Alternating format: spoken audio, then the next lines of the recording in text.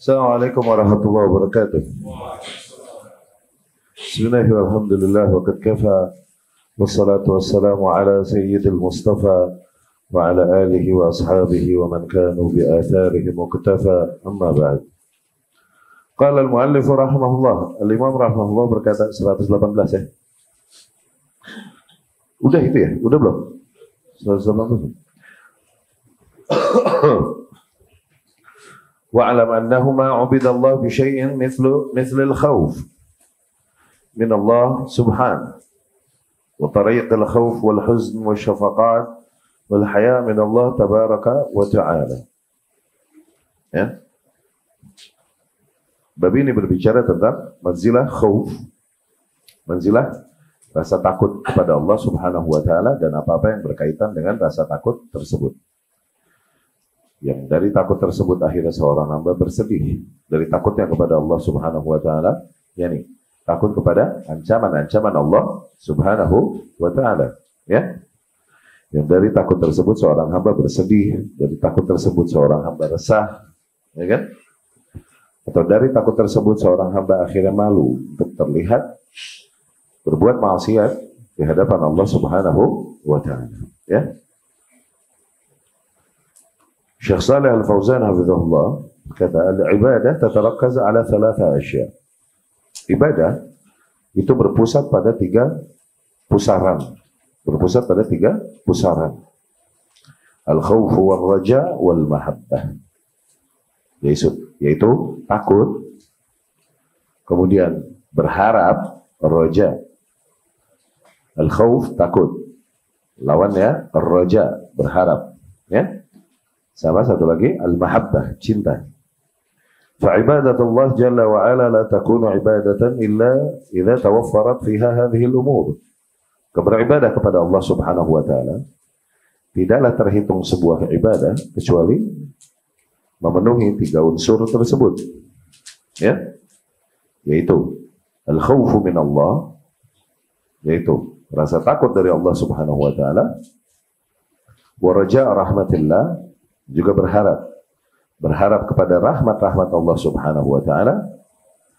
Fala yakunu khaufun faqat hatta yaqnat min rahmatillah. Ya. Jangan sampai seseorang di dalam beribadah hanya berangkat dari rasa takut saja sehingga dia putus asa dari rahmatnya Allah Subhanahu wa taala. Wala yakunu raja faqat hatta ya'mana min makrillah. Dan jangan juga seseorang beribadah berangkat dari roja saja. Ya. Sehingga dia terkena makar Allah, yakni kepedean ya. Wala yakunu mahabbah faqat bidun khauf wa raja. Tidak boleh juga seseorang beribadah hanya berangkat dari cinta saja, tanpa rasa takutnya, tanpa cinta, tanpa harapnya kepada Allah. Balla budda minats tsalatsa. Tapi harus tiga unsur tersebut terpenuhi. Ya, oleh hada qalu. Dari situ mereka berkata, yani para ulama berkata, man abada Allah bil khawf faqat fahuwa kharijiyyun. Barang siapa yang beribadah kepada Allah hanya berangkat dari rasa takutnya saja, maka ia adalah seorang khawarij. Ya, khawarij kaum yang seringkali hanya memandang hadis-hadis yang sifatnya tarhib atau ayat-ayat nas yang sifatnya tarhib, yang nakut-nakutin, ancaman-ancaman. Ya. Ayat-ayat dan hadis-hadis yang sifatnya wa'id, ya, janji-janji serem, ancaman-ancaman dari Allah Subhanahu wa taala. Itu khariji. Akhirnya sampailah mereka kepada sebuah pemahaman sebagaimana pemahaman khawarij karena berangkat dari hal tersebut, ya. Barang siapa yang beribadah kepada Allah hanya berangkat dari rasa takutnya saja, maka ia menjadi seperti seorang yang berpemahaman khawarij, ya. Itulah mereka yang mengkafir-kafirkan kaum muslimin, bahkan melakukan peledakan dan lain-lain di negeri-negeri kaum muslimin, gitu, ya. Kurang menyeimbangkan hakikatnya antara sisi khauf dengan rojanya, ya. Ya. Li'annahum ashabul wa'id, karena mereka adalah para ashabul wa'id. Jadi di kelompok khawarij ini dibilang juga dengan kelompok wa'idiyah, ya. Kelompok yang hanya berfokus kepada ancaman-ancaman yang datang dari Allah Subhanahu wa taala, ya, atas pelanggaran-pelanggaran yang dilakukan para hambanya. Wa man 'abadallaha birraja faqat fahuwa murji. Dan barang siapa yang hanya beribadah kepada Allah berangkat dari harapnya saja, optimismenya saja kepada rahmat-rahmat Allah Subhanahu wa taala, maka dia seorang murji'ah. Nah, ini kutub satunya. Okay? Dia membaca ayat-ayat dan hadis-hadis, ya, nas-nas yang sifatnya wa'ad, janji-janji baik Allah Subhanahu wa taala. Allah Maha Pengampun, Allah mudah, Allah gitu. Akhirnya kepedean lah dia dengan hal tersebut. Okay? Sehingga akhirnya seringkali justru berani melanggar batasan-batasan Allah Subhanahu wa ta'ala, ya, terseret dari pemahaman demikian, tersimpulkanlah dalam pemahaman murji'ah yang memahami kalau Khawarij tadi adalah kaum yang bahkan karena terlalu fokusnya mereka kepada ayat-ayat dan hadis-hadis yang sifatnya ancaman-ancaman neraka, azab dan lain-lain, akhirnya mereka sampai kepada kesimpulan takfir bil kabair, mengkafirkan manusia karena dosa besar yang dilakukannya. Ahlus Sunnah tidak. Ahlus Sunnah tidak mengkafirkan manusia karena dosa besar yang dilakukan. Tidak. Khawarij sampai titik itu tuh, ya. Kutub satunya seberangnya Murji'ah, karena terlalu mereka optimis, kepedean kepada rahmat Allah Subhanahu wa taala, berangkat dari membaca ayat-ayat yang sifatnya wa'ad. Nah, wa'ad ini janji-janji baik, ya, janji-janji yang menghibur dan lain-lain. Lawan katanya wa'id, janji-janji serem, ancaman dan lain-lain, begitu ya. Nah, karena kutub satunya ini terlalu banyak membaca ayat-ayat dan hadis-hadis yang sifatnya janji-janji baik Allah Subhanahu wa taala, wa'ad, sampailah mereka kepada kesimpulan sebagaimana kelompok Murji'ah, seolah-olah seseorang kalau udah emang beriman kepada Allah Subhanahu wa taala, maka sudah aman dari azab Allah Subhanahu wa taala. Katanya begitu. Kalaupun dia nggak sholat, kalaupun dia nggak zakat, kalaupun dia nggak puasa dan lain-lain, maka Allah Subhanahu wa taala takkan lagi menghukumnya. Begitu, kepedean. Ngaco juga ini. Ya. Akhirnya berantakanlah syariat. Seseorang kalau udah beriman, katanya, dia berbuat dosa seperti apapun, tidak lagi tertulis dosa baginya. Enggak ditulis dosa lagi baginya, katanya. Asal dia udah beriman kepada Allah Subhanahu wa taala. Kalaupun dia nggak pernah sholat, kalaupun dia selalu melakukan maksiat, enggak lagi tertulis dosa padanya. Tuh. Ngaco juga. Hujahnya dalilnya katanya sebagaimana seorang kafir kalau berbuat amal soleh jadi pahala nggak buat dia? Nggak jadi pahala kan? Demikian seorang muslim kalau dia udah bersyahadat maka dia berbuat dosa tidak lagi catatan dosa, tidak lagi jadi catatan dosa buat dia. Gila kan? Akhirnya berantakanlah syariat Islam, kewajiban sholat, zakat, puasa, haji, keharaman ini, keharaman itu dan lain-lain rusak karena pemahaman demikian pemahaman kaum Murji'ah, ya. Lianna hadhihi tariqatul Murji'ah, karena demikianlah gaya beragama kaum Murji'ah. Alladzina la yakhafuna Allah, kaum yang memang enggak punya rasa takut kepada Allah Subhanahu wa taala. Wa inna ma ya'tamidun 'ala ar-raja' faqat, kaum yang hanya bersandar kepada harap mereka dari rahmat Allah Subhanahu wa taala. Wallahu jalla wa ala yaqul, Allah Subhanahu wa taala berfirman, "Afa aminu makrallah?" Apakah mereka merasa aman dari makarnya Allah? Nah, apakah mereka kepedean gitu? Okay? Terlalu optimis sampai titik overconfidence, kepedean, ya? Dari makar Allah Subhanahu wa taala, "Fala ya'man makrallah illa al-qaumul khasirun." Tidaklah merasa aman dari makar Allah, dari tipu daya Allah, kecuali kaum yang memang merugi. Allah sering memberikan tipu daya yang demikian bagi seorang hamba, yakni sehingga dengan itu dia merasa seolah-olah telah berada di atas kebenaran, Allah mencintainya dan lain-lain. Akhirnya sampai titik dengan keyakinan itu dia justru melanggar batasan-batasan syariat. Ma'adzallah. Ya. Maka kita berlindung kepada Allah Subhanahu wa taala dari dua kutub tersebut. Allahumma inni as'aluk, ya Allah aku memohon kepadamu al-khawf, a'udzubika, Allahumma inni a'udzubika minal qunuti bi rahmatik, ya Allah aku berlindung kepadamu dari putus asa kepada rahmatmu. Nah itu wa a'udzubika min makrik, dan aku berlindung kepadamu dari makarmu. Tuh, itu dua kutub. Khawarij ya sama Murji'ah. Ya, Wa'ad sama Wa'idi. Wa man 'abadallaha bil mahabbah faqat. Satu lagi. Dan barang siapa yang beribadah kepada Allah hanya dengan cinta saja, katanya, fahuwa sufi. Itu kelompok sufi. Dan sufiyah yaqulun, karena para kaum sufi ini sering mereka berkata, la na'budullaha tama'an fi jannatihi wa la na'buduhu khaufan min narih. Tidaklah kita beribadah kepada Allah karena kita menginginkan surganya. Tidak juga kita beribadah kepada Allah karena kita takut dari nerakanya. Wa innama na'buduhu mahabbatan lahu faqat. Adapun kita beribadah kepada Allah hanya berangkat dari cinta kita kepada Allah saja. Ya salam. Wahada dalal, dan ini tetap bentuk kesesatan. Fala budda an ta'budallah, karena harus terpenuhi tiga unsur tadi. Harus kau beribadah kepada Allah dengan khauf, dengan rasa takut, tapi diiringi dengan mahabbah, dengan roja, dengan berharap, dan berada di atas jalan mahabbah. Harus terpenuhi tiga unsur tersebut. Kalau analogikan oleh Syekhul Islam Ibn Taimiyah rahimahullah, itu bagaikan dua sayap. Oke, seseorang itu harus punya dua sayap. Sayap yang satu khauf, rasa takut kepada Allah. Sayap satunya ini adalah roja, berharapnya dia kepada rahmat Allah Subhanahu wa ta'ala. Nah, kalau cuma satu maka timpang dia. Oke? Kemudian berjalan di atas jalan mahabbah, jalur mahabbah. Khauf dan roja ini di dunia aja, nggak di akhirat. Oke? Tapi mahabbah, cinta, bertahan di dunia dan di akhirat. Ya?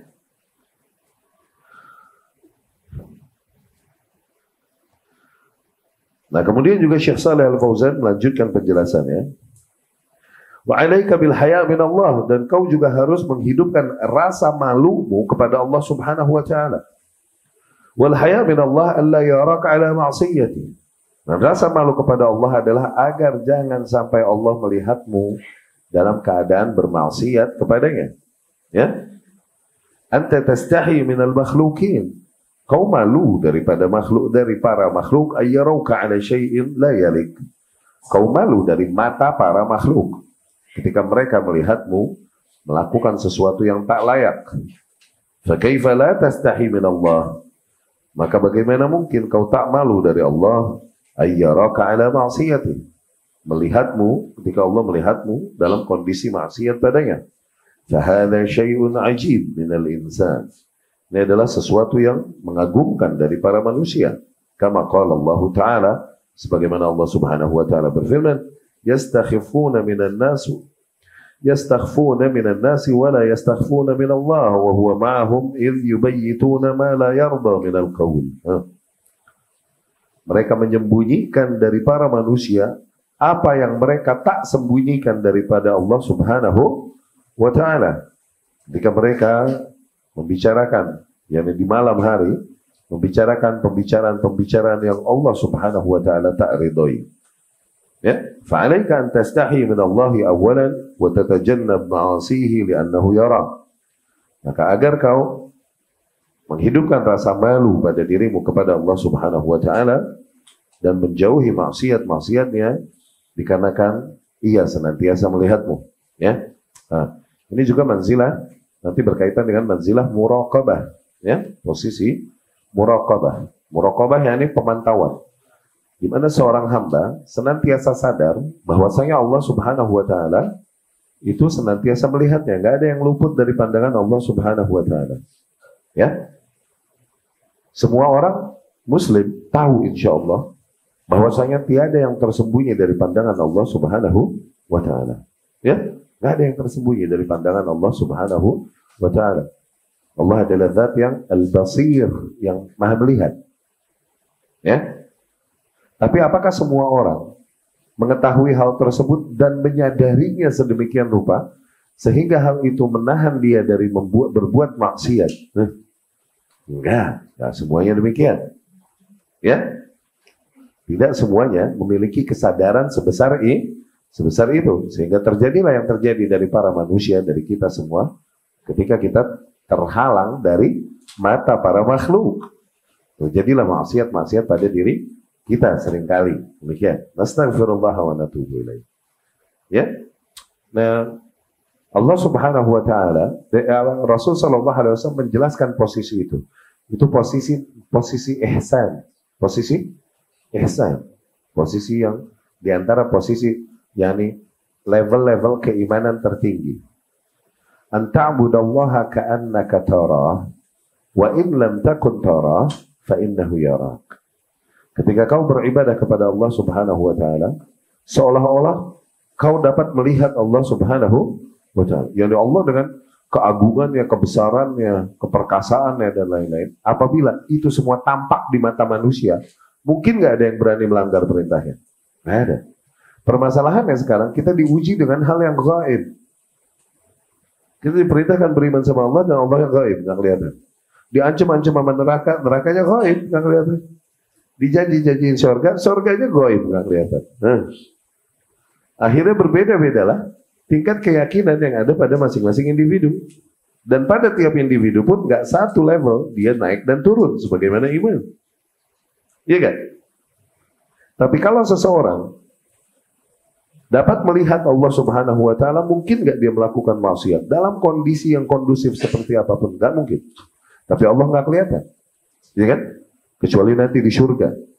Akidah Ahlus Sunnah, di mana kita dapat melihat Allah Subhanahu wa taala iyanan, dengan mata telanjang. Innakum tarawna rabbakum kama tarawna al-qamar lailatal badr. Kalian kelak akan melihat Rabb kalian sebagaimana kalian melihat bulan ketika full moon. Ya. Nah, maka ta'budallaha ka'annaka tarahu wa illam takun tarahu fa innahu yarak. Dan apabila kau tak dapat melihatnya, fa innahu yarak. Kau meyakini sesungguhnya ia senantiasa melihat. Seseorang yang senantiasa berada dalam kondisi sadar bahwa Allah senantiasa memantaunya. Tuh. Akhirnya nggak sampailah hatinya untuk berbuat maksiat. Jadi tak lagi dia melakukan apa-apa yang Allah perintahkan, menjauhi apa-apa yang Allah larang, karena tuntutan manusia atau tuntutan lingkungan sosialnya. Bukan. Tapi karena kesadaran itu Allah senantiasa memantaunya dimanapun ia berada. Dari situ ia dapat merealisasikan ketakwaannya dimanapun dan kapanpun. Itu muraqabah, pemantauan artinya. Ya, seorang yang sampai titik senantiasa sadar bahwa Allah selalu memantaunya. Timbullah pada rasa dirinya takut, timbullah pada rasa dirinya malu, ya, dan lain-lain. Ya. Itu yang bab 118. Jadi sekali lagi akidah Ahlus Sunnah, konsep Ahlus Sunnah, bahwa yang namanya ibadah harus memenuhi 3 unsur tersebut. Unsur khauf, rasa takut kepada Allah Subhanahu wa taala. Bagaimana kita menghidupkan unsur khauf, rasa takut kepada Allah, ketika kita begitu berani melanggar perintah-perintah Allah Subhanahu wa taala dan aturan main Allah dalam kehidupan. Bagaimana kita menghidupkan kembali rasa takut tersebut? Baca ayat-ayat dan hadis-hadis yang sifatnya tarhib, yang nakut-nakutin, yang wa'id, yang ancaman-ancaman serem. Satu sisi kita juga harus menghidupkan roja, berharap kepada rahmat Allah Subhanahu wa taala. Nah, bagaimana kita menghidupkan roja pada diri kita? Baca ayat-ayat dan hadis-hadis yang sifatnya tarhib, ya, janji-janji baik, dan kemudian kabar-kabar surga dan rahmat Allah Subhanahu wa taala. Itu tarhib, ya. Kemudian bab selanjutnya 119. Qala al-muallif rahimahullah, Imam rahimahullah berkata, "Wahdhar an tajlis ma'a man yad'u ila syauq wal mahabbah." Dan hati-hatilah, jangan kalian duduk, yakni jangan engkau duduk bersama orang yang menyeru kepada rasa syauq, mahabbah. Syauq yakni rindu, kerinduan, mahabbah, cinta.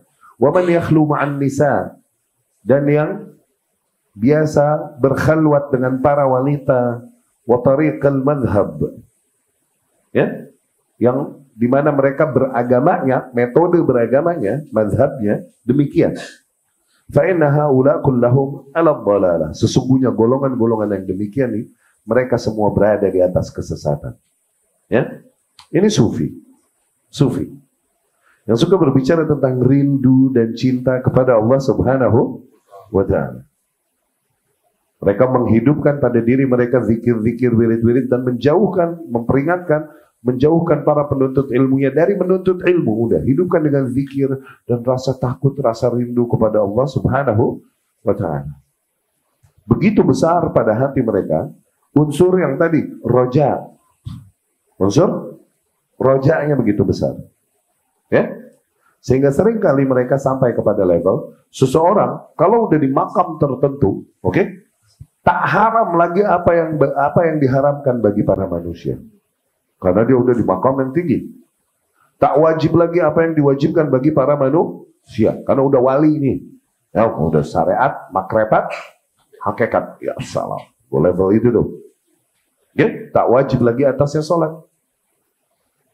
Karena sholat ini cuma buat awam yang masih di syariat. Tak haram lagi atasnya minuman keras. Tak haram lagi atasnya zina, dan tak haram lagi atasnya liwat. Liwat, tindakan homo yang dilakukan kepada anak-anak kecil yang punya parasnya cute. Okay? Ini yang dibilang amrad. Ada anak-anak lelaki, tapi parasnya cute.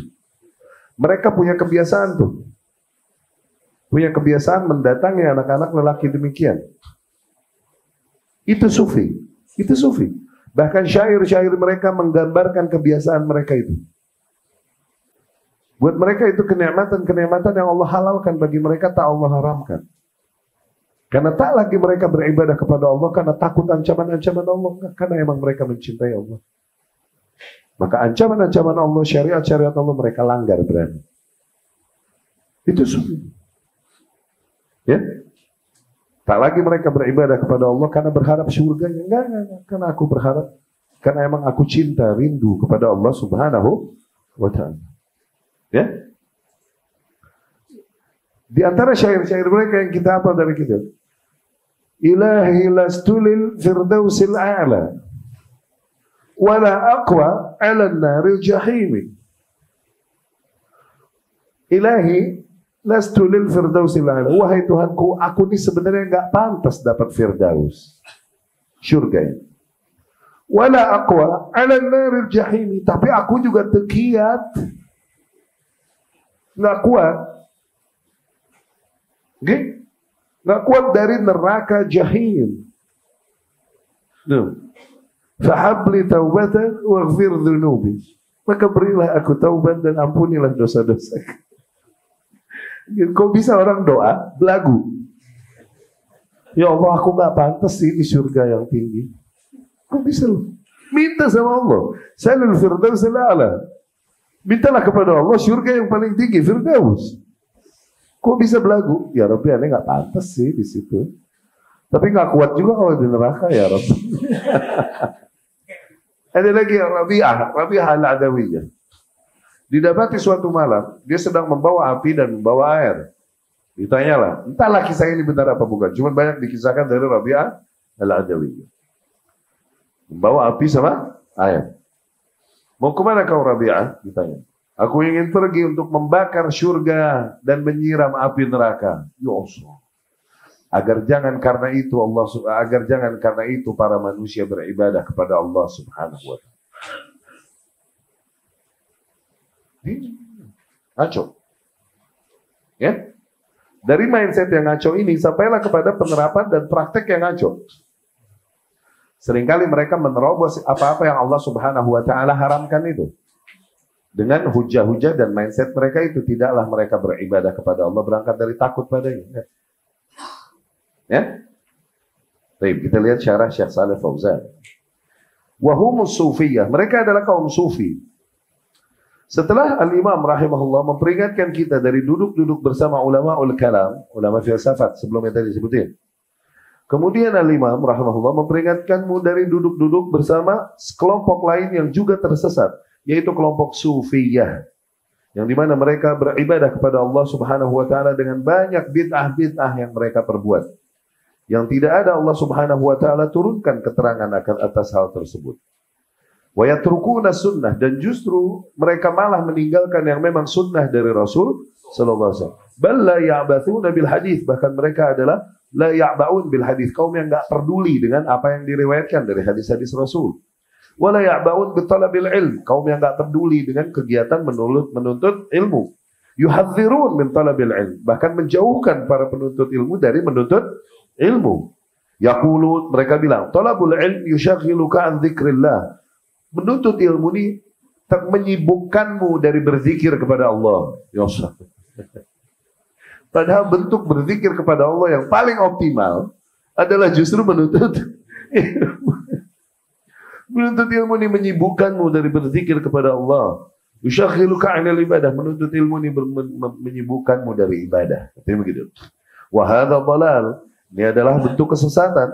Li'anna al-ibadah la tasluh, dikarenakan ibadah tidaklah absah, tidaklah sah. Wa dzikr la yasluh, demikian juga zikir tidaklah sah. Illa idza kana ala wifqil kitab wa sunnah, kecuali zikir dan ibadah tersebut sesuai dengan kitabullah dan sunnah Rasul sallallahu alaihi wasallam. Wala yakunu kadzalik illa bil ilm, dan tidak akan ibadah zikir sesuai dengan kitab dan sunnah kecuali dengan jalan ilmu. Kita nuntut ilmu dulu, mana ibadah yang memang sesuai dengan kitabullah dan sunnah Rasul sallallahu alaihi wasallam. Maka dari situ mereka tersesat. Zahidu fil ilm wa ta'allum, mereka zuhud dari ilmu, zuhud dari menuntut ilmu. Zuhud yakni menahan diri, ya. Nah, kalau kita melihat seorang wanita dengan pakaian-pakaian yang begitu minim tuh, pakaiannya begitu zuhud. Nah, zuhud. Karena nggak mau pakai pakaian yang menutup seluruh auratnya, pakaiannya zuhud. Ya. Wa qalu linnas, dan mereka berkata, ishtaghilu bi dzikrillah. Mereka berdakwah kepada manusia, sibukkanlah diri kalian dengan berzikir kepada Allah. Ishtaghilu bil ibadah, sibukkanlah saja diri kalian dengan ritual-ritual. Hadza huwa 'ainud dhalal, itu adalah inti dari kesesatan. Lianna al-ibadah wa dzikr la yasihan illa idza kana 'ala ilmin sahih. Karena ibadah, zikir tidaklah sahih, tidaklah sah kecuali ibadah dan zikir tersebut berada di atas ilmu yang benar, yang tuntunan Rasul sallallahu alaihi wasallam, wattiba' li Rasul. Amma idza kana 'ala ghairi ilmin wattiba' kana dhalalan. Nah, ibadah tersebut, zikir tersebut apabila tidak dibangun di atas keilmuan, maka pastilah itu menjadi sebuah bentuk kesesatan. Wa qad qala sallallahu alaihi wasallam, Rasul sallallahu alaihi wasallam jelas-jelas telah berkata, "Man 'amila 'amalan laisa 'alaihi amruna fahuwa radd." Barang siapa yang mengamalkan sebuah amalan yang tidak ada keterangannya dari kita, nggak ada contohnya, fahuwa radd, maka ia tertolak. Ini nggak jadi ibadah yang diterima. Ya, idh kaifa ta'lam anna hadza 'alaihi amrul rasul illa bita'allum. Nah, bagaimana kau mengetahui bahwa ibadah tersebut yang kau lakukan, zikir tersebut yang kau lakukan ada perintah dan contohnya dari Rasul sallallahu alaihi wasallam kecuali dengan cara menuntut ilmu? Ada cara lain nggak untuk mengetahui hal tersebut? Wa qala man ahdatha fi amrina hadza ma laysa minhu fa huwa radd. Dan Nabi berkata, barang siapa yang membuat-buat hal-hal baru di dalam agama ini yang enggak ada contohnya sebelumnya dari Nabi sallallahu alaihi wasallam, maka ia tertolak. Ya, buat hal-hal baru yang bid'ah. Wa kaifa ta'lam annahu muhdath illa idza qabalatahu bi sunnatir Rasul sallallahu alaihi wasallam. Bagaimana kau tahu ibadah yang kau lakukan ini bid'ah atau bukan? Kecuali apabila kau sesuaikan dulu dengan ajaran Rasul sallallahu alaihi wasallam. Fala budda min at-ta'allum awwalan. Maka wajib harus dimulai dengan menuntut ilmu. Wala tazhad fil ilm wa talabil ilm. Janganlah kau menahan dirimu pada ilmu dan dari menuntut ilmu. Fa talabul ilm afdal min nawafilil ibadat. Ketahuilah bahwa menuntut ilmu itu jauh lebih mulia daripada ibadah-ibadah yang sifatnya sunnah, daripada ritual-ritual yang sifatnya nawafil, yakni nafilah, qobliyah, ba'diyah, duha, tahajud. Itu ritual-ritual sunnah. Menuntut ilmu jauh lebih baik daripada ritual-ritual sunnah. فالذي يجلس ليذاكر مسألة من العلم أفضل من الذي يقوم الليل كله. Mereka yang duduk untuk membahas sebuah permasalahan di antara permasalahan-permasalahan keilmuan ini, yakni ilmu agama, itu mereka lebih utama daripada orang yang melakukan tahajud sepanjang malam. Ya. Limada? Kenapa? Li'annahu ya'budullaha ala ilmin wa basirah. Dikarenakan orang yang menuntut ilmu, membahas permasalahan demikian, mereka beribadah kepada Allah, beribadahnya di atas basirah, berada di atas ilmu. Ya? Wali'anna al-alim yanfa' nafsahu wa yanfa' ghairahu. Dan seorang ahli ilmu, penuntut ilmu yang mendapatkan ilmu, manfaatnya bisa untuk dirinya dan bisa juga buat orang lain. Ammal abid alladhi yusalli al-lail kullah wa yasumu ad-dahar yanfa' nafsahu faqat. Adapun orang yang beribadah, yang dia rajin beribadah, siangnya puasa, malamnya dia tahajud, manfaatnya cuma buat diri dia sendiri doang. Enggak muta'addi, enggak berefek kepada orang lain manfaatnya. Wala yanfa'an nas, tidaklah dia membawakan manfaat kepada manusia, ya. Fa naf'uhu qasirun ala nafsi, manfaatnya hanya terbatas pada dirinya. Fa anta idza ta'allamta nafa'ta nafsak wa nafa'ta an-nas, maka apabila engkau menuntut ilmu, maka kau menjadikan manfaat bagi dirimu dan menjadikan manfaat bagi para manusia. Dari situ Rasul sallallahu alaihi wasallam bersabda, afdalul alim 'alal 'abid, fadlul alim 'alal 'abid ka fadlil qamar 'ala sa'iril kawakib. Keutamaan seorang ahli ilmu dibanding seorang ahli ibadah, itu keutamaan yang bagaikan qamar, bulan, 'ala sa'iril kawakib, dibanding dengan bintang-bintang yang lain. Karena bulan terang, menerangi para manusia, manfaatnya untuk para manusia. Dari situ mereka bisa melihat dan lain-lain. Terangnya bulan, okay? Dan begitu besar. Tapi terangnya bintang hanya pada dirinya saja, tidak menerangi jalan manusia. Okay? Wah, keutamaannya adalah bagaikan bulan, dan lihat dari size-nya. Bulan dibandingkan dengan bintang-bintang. Itu keutamaan ahli ilmu dibanding para ahli ibadah. Di sana yang Rasul berkata, fadlul alim 'ala al-'abid ka fadli 'ala adnakum. Keutamaan seorang ahli ilmu dibanding seorang ahli ibadah, itu keutamaannya sebagaimana keutamaanku dibanding orang yang paling rendah di antara kalian. Maksudnya apa? Coba bayangkan level keimanan seorang Nabi sallallahu alaihi wasallam. Oh, di mana? Zain? Coba bayangkan serendah-rendahnya keimanan salah seorang di antara kalian. Di mana? Oke? Keutamaan seorang ahli ilmu dibanding ahli ibadah itu kayak begitu jauhnya. Ya?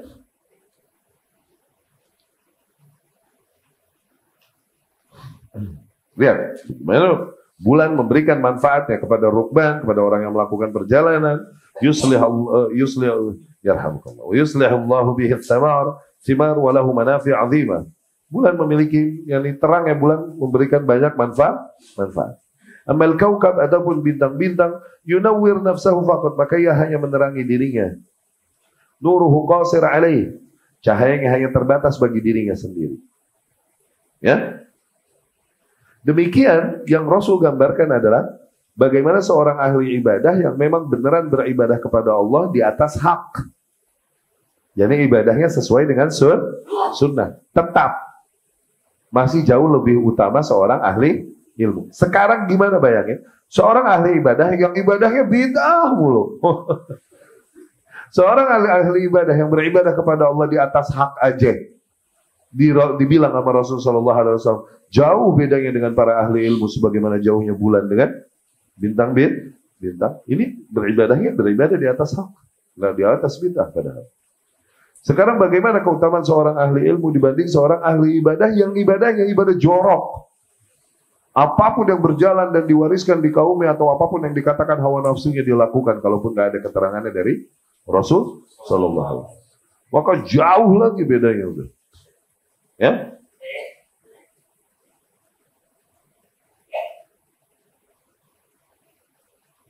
Fala budda minal ilmu talabil ilm. Maka sekali lagi wajib ilmu dan menuntut ilmu. Wala yaghurrak haula alladziina yahuthuna an-nas 'ala adh-dzikr wal khuruj wa salatil lail wa siyam. Dan jangan kau terlena, tertipu oleh mereka yang menyuruh kepada manusia untuk banyak berzikir, untuk khuruj, nginep. Ya, khuruj. Wa salatil lail,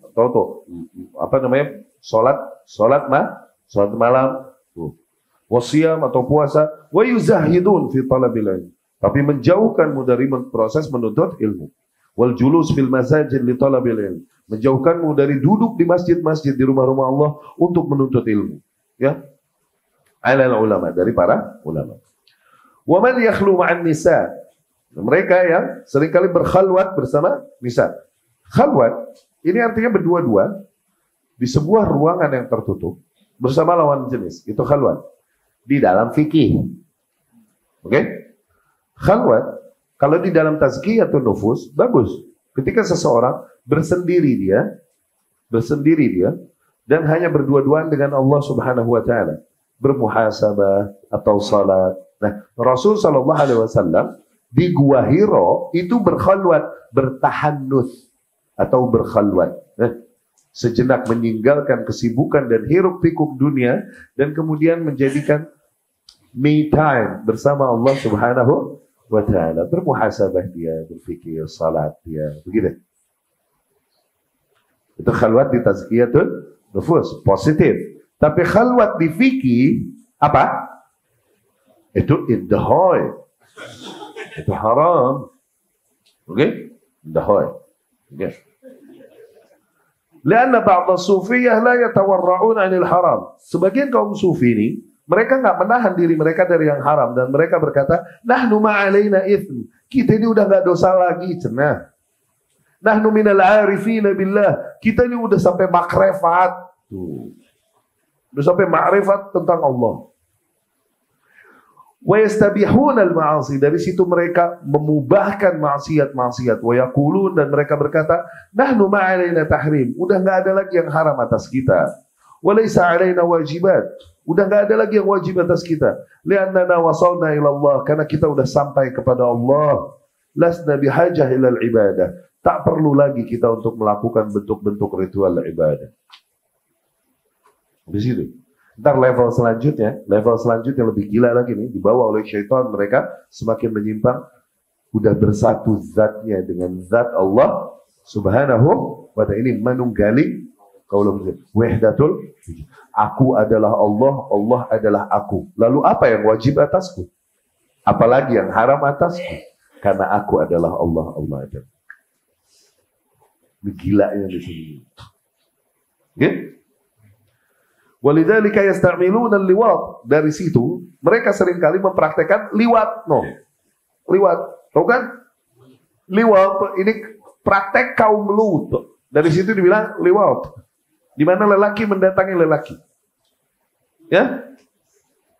Ngomongnya aja geli gue. Wa yasta'miluna zina. Mereka seringkali mempraktekkan zina dan wa yasta'miluna an-nazar al-muharram. Seringkali mereka sengaja menikmati penglihatan yang haram. Wa yaqulun, dan mereka berkata ma'alaina itsm fi hadza. Kita udah enggak dosa lagi di beginian. Li'annana nanzuru fi ayatillah. Karena kita udah sampai, kita hakikatnya ketika kita melihat aurat wanita yang sedang dibuka dia menikmatinya, kita ini kalau udah kita mau udah level menikmati begini, kita udah enggak dosa lagi karena hakikatnya kita sedang melihat tanda-tanda kebesaran Allah pada ciptaan. Lu jangan lu coba ntar di rumah lu ngakak lu paling kenceng lo. Terlalu jajal di rumah. Ntar jadi hujah lagi. Kita nonton tanda-tanda kebesaran Allah.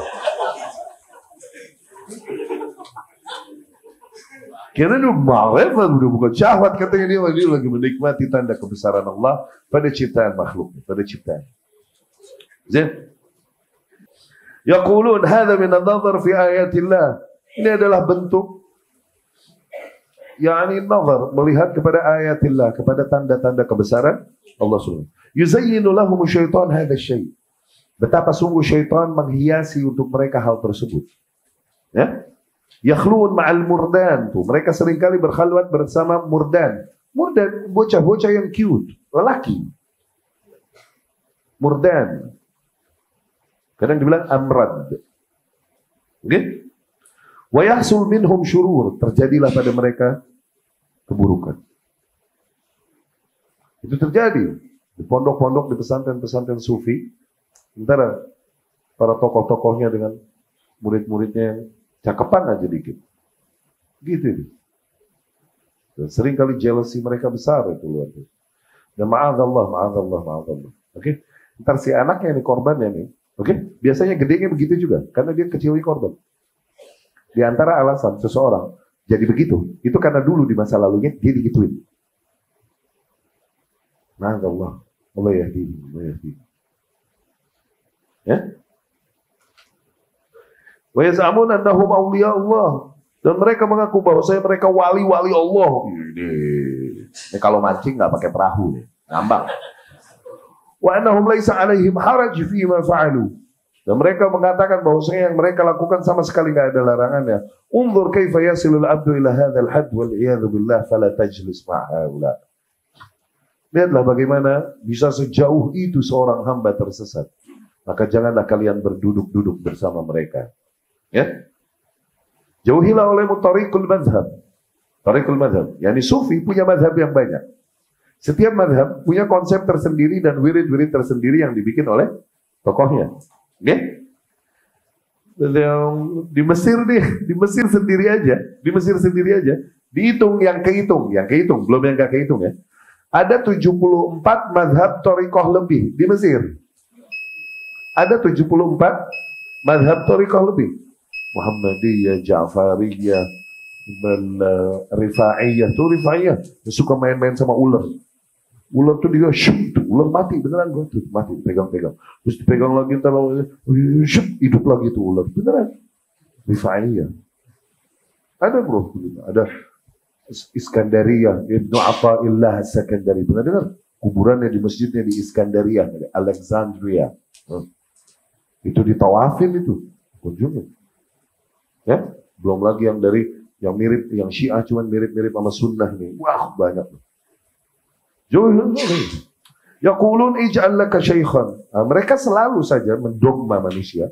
Kau mesti punya syekh, nggak boleh sendiri.